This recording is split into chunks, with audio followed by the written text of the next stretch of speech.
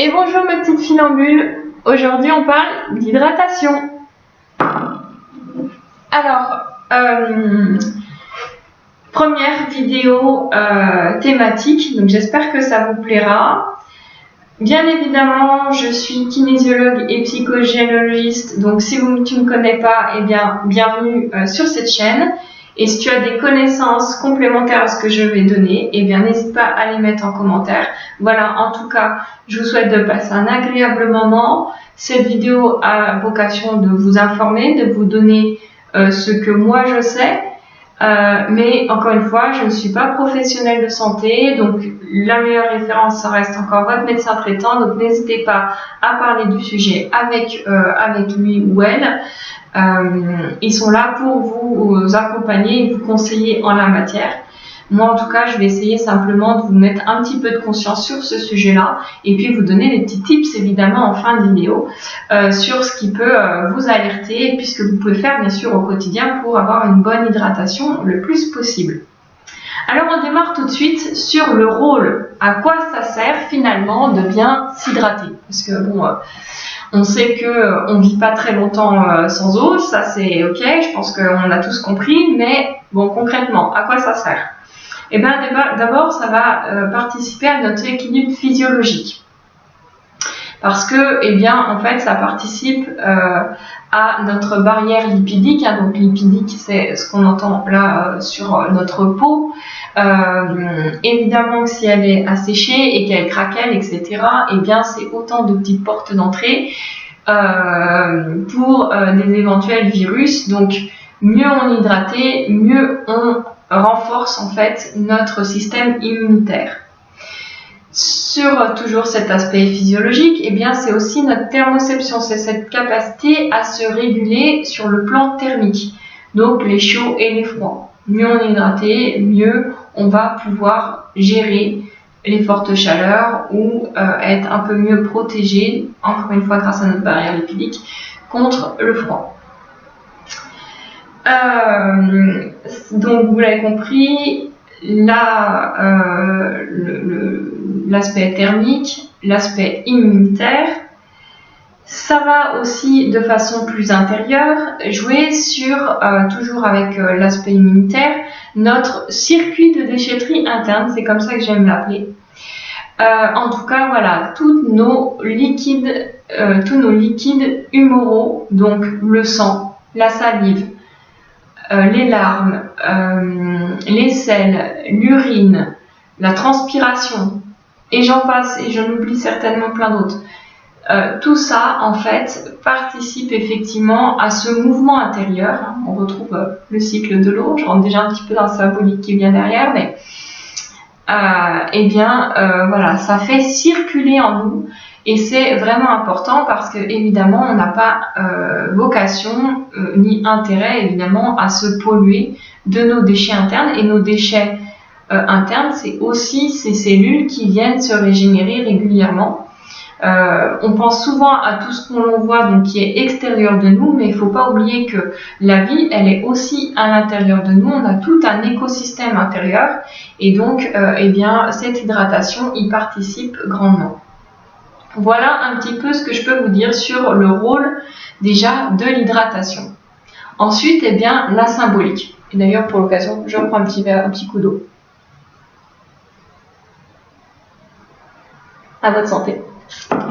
Alors, eh bien, la symbolique, évidemment, la source de vie. La source de vie, évidemment, donc je l'ai un petit peu évoqué, le cycle de l'eau, donc le cycle de vie. Et ce côté circulant que j'ai déjà un petit peu abordé également, et le système immunitaire. Si on va plus loin dans le système immunitaire, donc vous avez compris que si je suis mal protégée, eh bien je laisse la porte ouverte à me laisser attaquer d'une certaine manière, ou en tout cas d'avoir plus de sensibilité à me laisser impacter.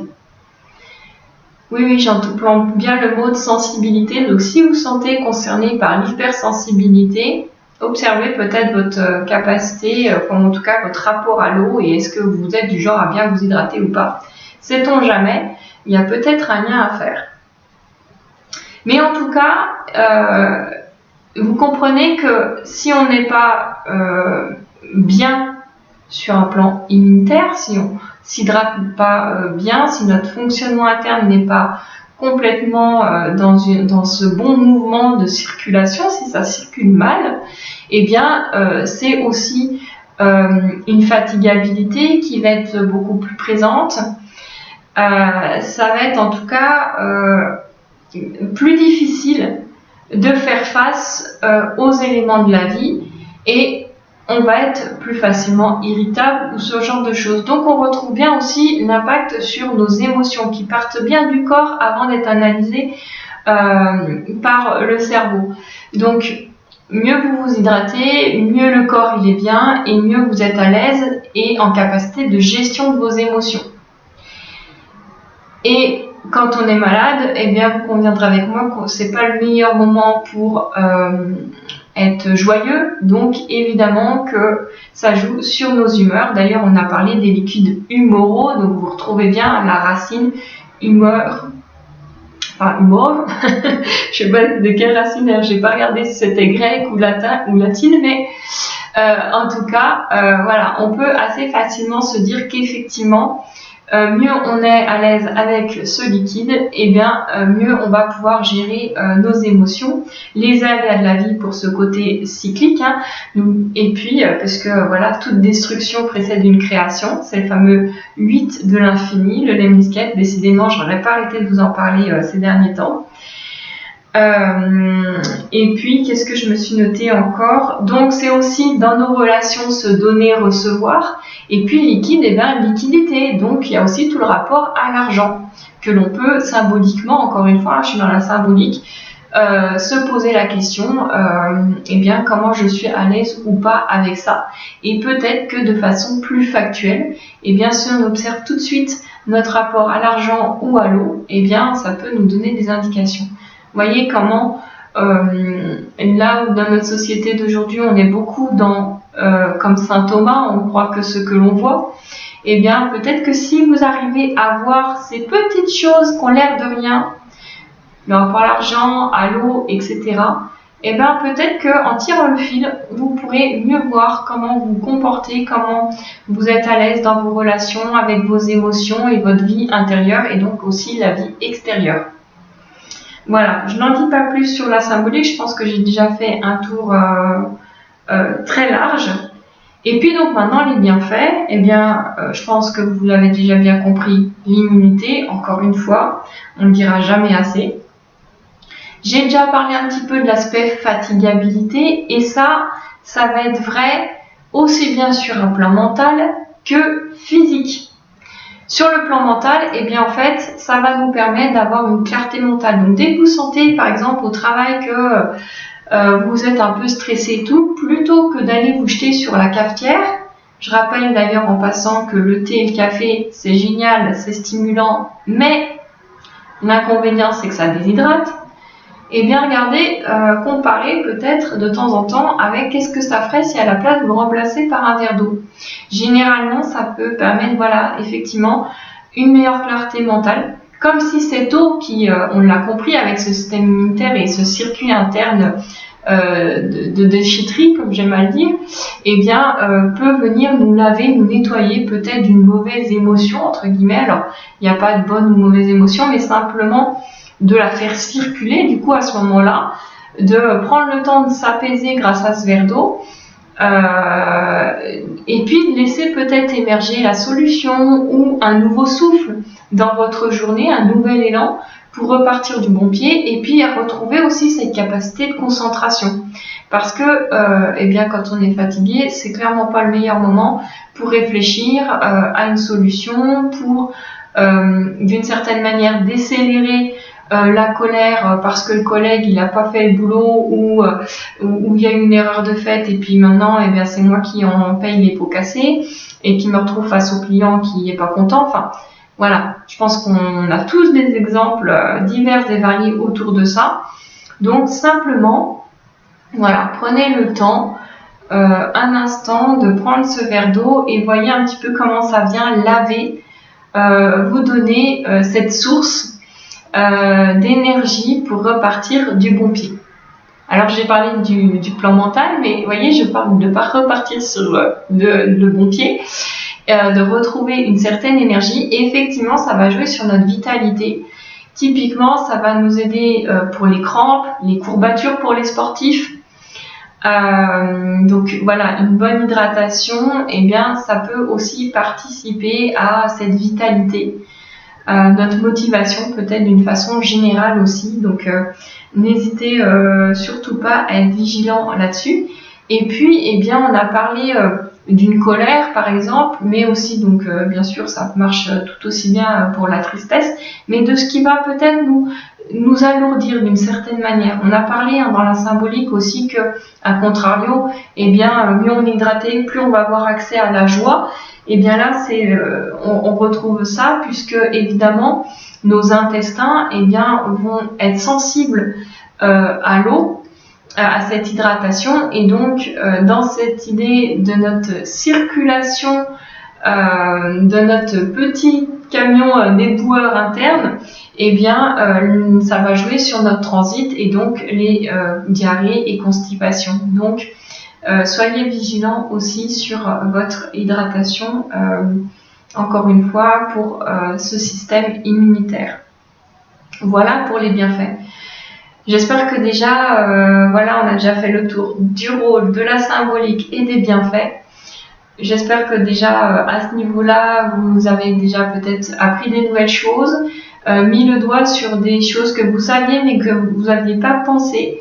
Ça peut être aussi l'occasion simplement d'un rappel. J'ai pas de grosses prétentions à vous apprendre des choses, parce qu'encore une fois, je suis pas professionnelle de santé. Simplement, je vous transmets ce que je sais à mon humble niveau. Et bien, n'hésitez pas, si ça vous parle et si ça vous a plu déjà à ce niveau-là, de mettre un petit pouce, de cliquer sur la cloche pour ne rien louper des prochaines, non pas des précédentes, enfin que vous pouvez aussi aller les voir, mais des prochaines à venir, puisque celle-ci c'est la première. N'hésitez pas aussi en commentaire à me dire peut-être les sujets que vous aimeriez que j'aborde. Ça me fera l'occasion peut-être de faire un petit peu de recherche aussi. Voilà, donc et puis dites-moi s'il y a des choses que vous n'aviez pas pensé ou des apprentissages, des choses qui vous aient révélées d'une certaine manière grâce à cette vidéo. Allez, je vous fais pas plus patienter, on parle tout de suite des tips.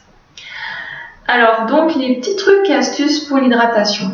Donc, eh bien déjà, justement, pour revenir sur notre saint Thomas qui aime bien croire que ce qu'il ne voit, ou en tout cas ce qui peut être un peu plus palpable, eh bien votre urine. Votre urine, idéalement, c'est un jaune pâle.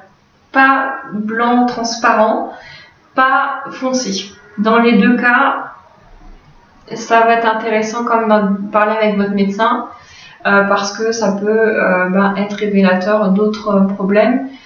Globalement, si c'est foncé, ça veut dire qu'il n'y a peut-être pas assez d'hydratation.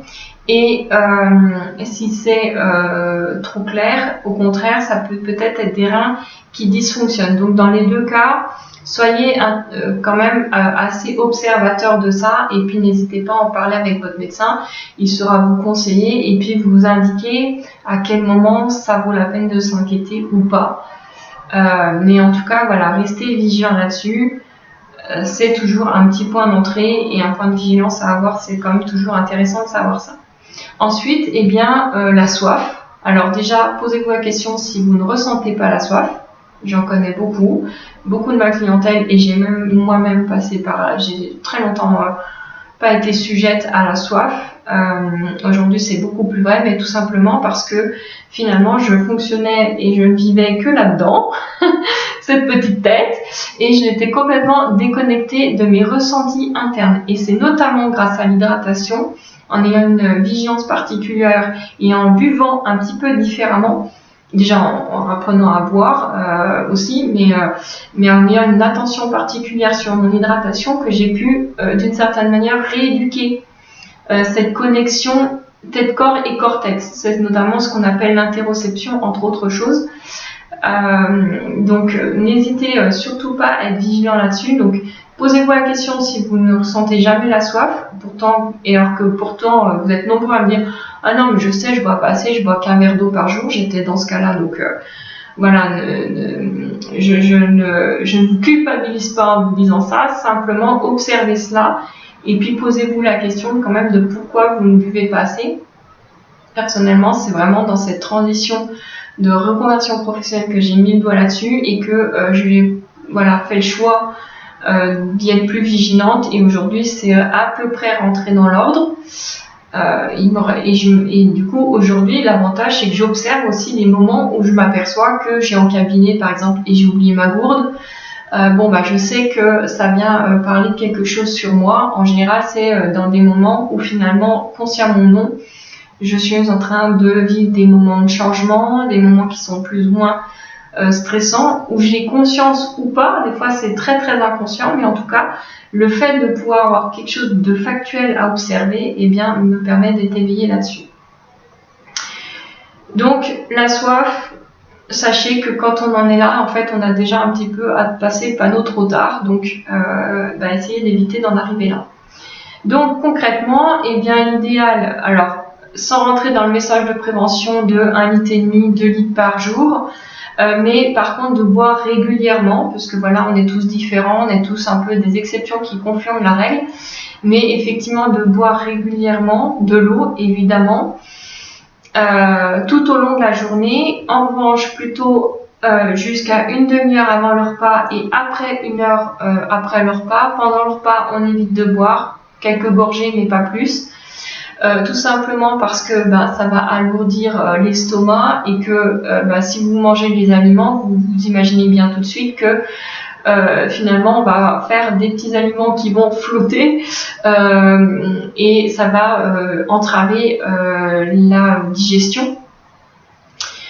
Donc dans la décomposition en fait des aliments, donc c'est pour ça qu'il faut espacer les moments où vous buvez des repas.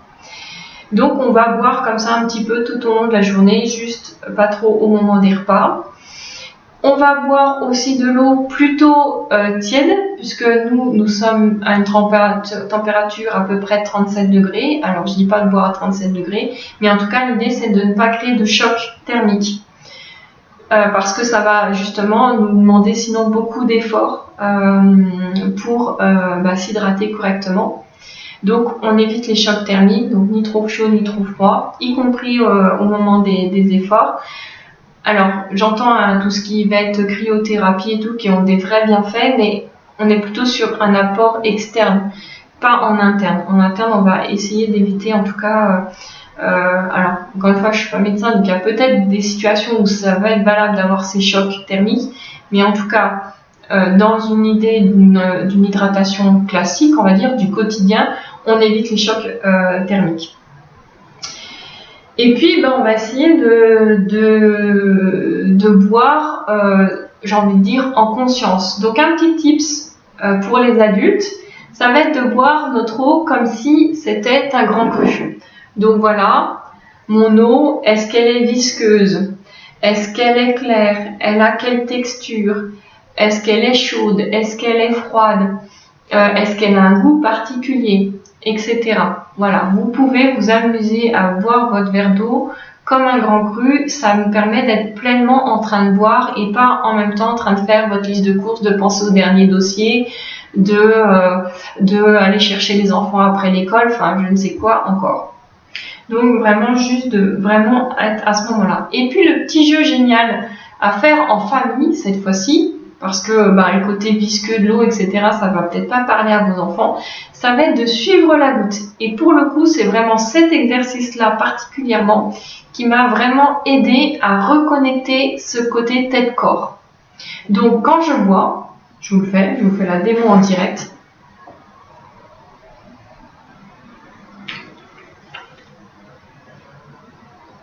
Donc vous voyez, j'ai pris le temps de la déguster.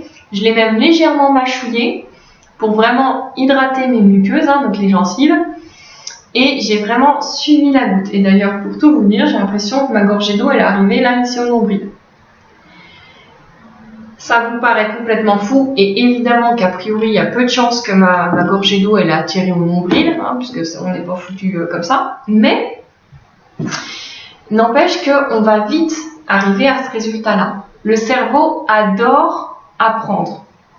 et il aime bien ce genre d'exercice où il y a des résultats rapides. Donc, au début, l'eau, vous allez la sentir jusque là et puis plus en dessous, c'était mon cas. Puis après un peu jusque là, puis là, et puis là, et puis là. Le fait qu'il y ait des progressions comme ça très rapides, en fait, le cerveau adore, et comme il adore, eh ben, il va redemander régulièrement. Voilà le petit tips intéressant.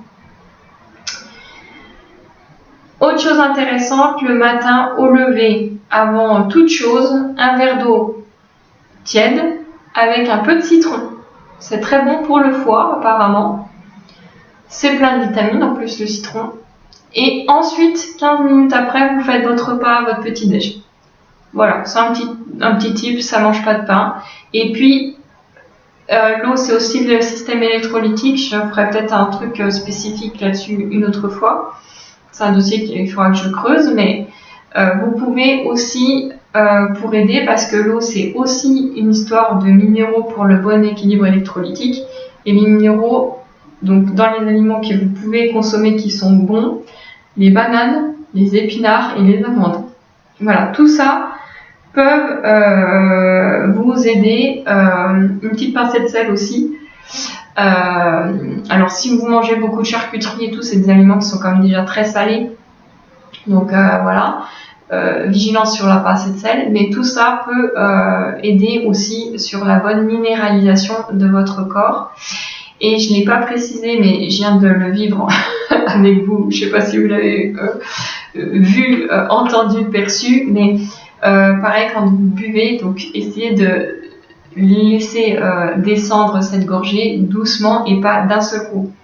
Ça vous évitera les ballonnements et les petits rototos. Voilà, et bien je pense que je vous ai dit pas mal de choses sur l'hydratation. Voilà, j'espère que ça vous aura plu. Encore une fois, donc likez, commentez, partagez. N'hésitez pas aussi à me dire donc s'il y a des sujets qui vous intéressent pour que je travaille là-dessus. Et puis voilà, dites-moi simplement ce que vous avez découvert, si vous avez d'autres connaissances à apporter à moi mais aussi à l'ensemble. Et puis dernière petite chose, je pense que je ferai des FAQ, donc des foires aux questions. J'ai pas de fréquence déterminée. Mais en tout cas, n'hésitez pas à m'envoyer un mail donc sur monfilrougekinésio@gmail.com. Alors là, c'est tout venant, toutes vos questions sur la kinésiologie, sur la psychogénéalogie, toutes les conversations qu'on a souvent en fin de séance et où je suis tellement désolée que le temps soit imparti et on ne puisse pas durer comme ça jusqu'à la nuit des temps. Et bien voilà, n'hésitez pas, c'est l'occasion. Donc vous me faites un petit mail, vous me faites part de vos réflexions, de vos interrogations, etc.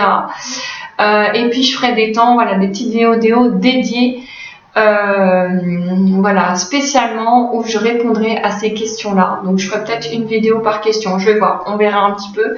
J'ai rien déterminé là-dessus, mais j'ai très envie parce que c'est extrêmement frustrant pour moi de ne pas pouvoir prendre ce temps de réponse avec vous. Et je sais que vous avez aussi plein de questions, vous êtes curieux pour pas mal d'entre vous. Et j'ai vraiment envie de pouvoir partager ces moments-là avec vous. Et donc je trouve que cette chaîne, elle se prête tellement bien à prolonger finalement, à continuer de tirer et de tisser ce lien entre nous sur la toile. Voilà, quel meilleur endroit que de tisser des liens et de tirer le fil de la conscience sur la toile. Voilà, je reste là-dessus, j'en dis pas plus. Je vous dis au revoir et encore un énorme merci infiniment pour voilà, l'accueil de cette chaîne.